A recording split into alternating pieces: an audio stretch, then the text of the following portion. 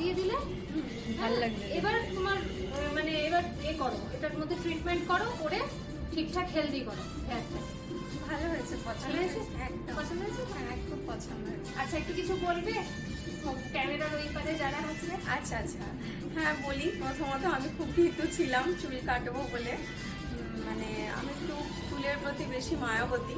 তো দিদির কাছে এসছি, খবর পেয়েছি দিদি খুব সুন্দর চুল কাটিং করে।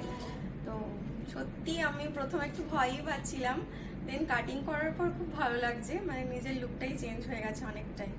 তো ভালো হয়েছে দিদি, থ্যাংক ইউ। Thank you.